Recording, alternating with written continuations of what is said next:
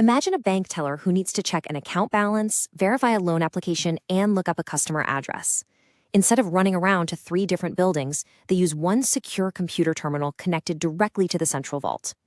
Well, in Microsoft Copilot Studio, that central vault is what we call an MCP server. Let's look at exactly how the centralized hub operates behind the scenes. Think of an MCP server as a master catalog for your entire enterprise. Architecturally, it allows your platform team to publish a set of tools just once, and from there, any agent connected to it automatically inherits those capabilities. For the AB-620 exam, write this down. Publish once, inherit everywhere. When the server owner updates a tool, those changes automatically sync to all connected agents. No per-agent configuration needed. Pretty powerful, right? To fully grasp how these systems talk, we need to look at the protocol itself. Technically speaking, we're talking about the Model Context Protocol, or MCP. It's an open standard that dictates exactly how AI models talk to external systems. Now, for the exam, you absolutely must remember exactly what components MCP exposes. Copilot Studio strictly supports tools, which are actionable functions, and resources, which are data files. It does not currently support prompts. And remember, any updates made to these tools on the server side instantly propagate to every single connected agent. So how does MCP stack up against standard connectors and REST APIs? Let's break down how to choose your integrations.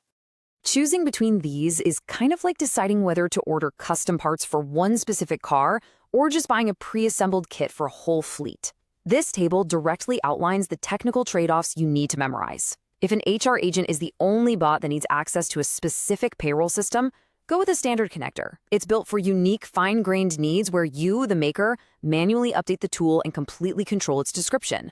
But if 10 different agents across your company need that exact same payroll data, MCP is your pre-assembled kit.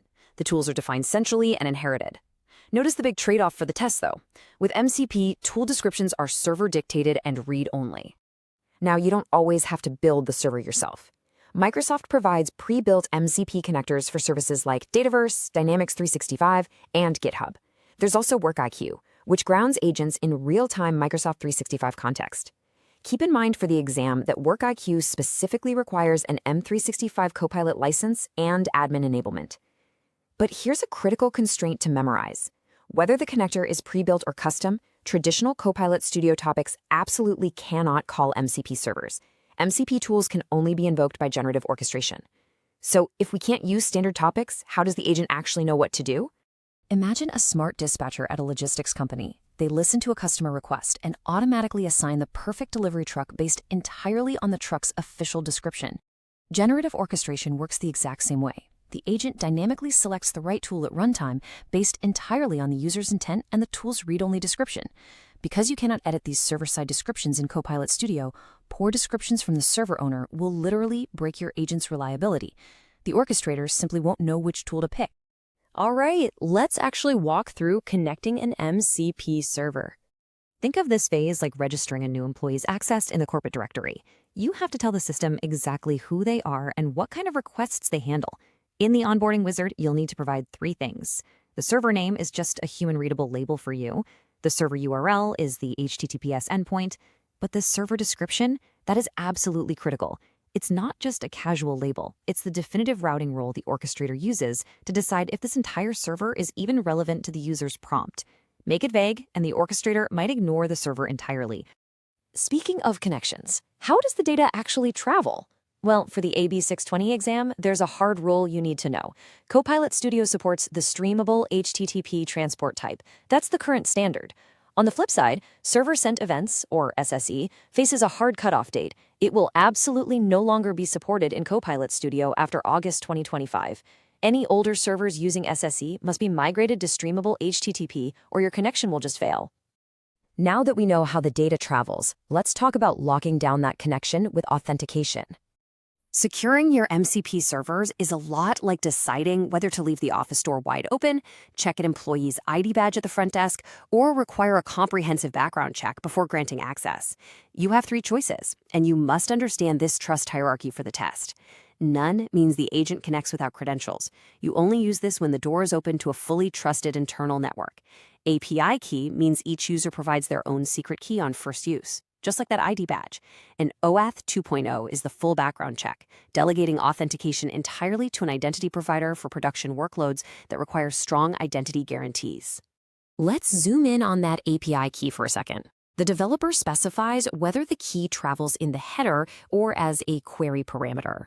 But here is the major exam trap. As a maker, you never embed the actual secret credential into the Copilot Studio configuration, ever. The configuration only holds the parameter name. The agent then prompts each individual user for their own key upon first use. This guarantees strict user scope security, making sure one person isn't accessing data using another person's identity. What if we need enterprise-grade identity using OAuth? Well, we have 3 subtypes to choose from, which are dictated by the server. For the exam, remember this fallback order. Try dynamic discovery first, fall back to dynamic, and only use manual as a last resort.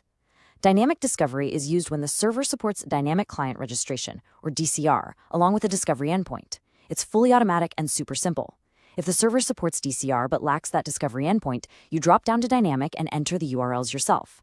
You only fall back to manual when the identity provider completely lacks DCR, forcing an administrator to manually register the application. Finally, let's talk about managing agent tools and controlling access. We need to make sure our bank teller is only given the keys to their specific cash drawer, not master keys to the entire bank, right? Once inside, an MCP server exposes tools and resources. It is vital to understand the difference here. Tools are actively callable functions, like executing a ledger check. Resources are simply data files. The agent cannot call a resource independently. A resource must be returned as an output from a tool that the agent just executed. Now, just because a server has 50 tools doesn't mean your agent should be using all of them. When you connect a server, the Allow All toggle is switched on by default. For the AB-620 exam, recognize that leaving this on creates orchestration ambiguity. If the agent has way too many tools to choose from, it might pick the wrong one. Plus, Microsoft exams heavily emphasize security posture, and leaving this toggle on violates the principle of least privilege. Turning Allow All off disables new tools pending your manual review. It forces explicit controls so you only toggle on the specific tools your specific agent actually needs for its job. So consider how your own organization balances operational convenience against strict data governance. When integrating centralized enterprise servers via MCP, do you trust the server owner enough to automatically inherit every new tool they publish? Or is the manual overhead required to enforce precise, secure orchestration worth the extra effort?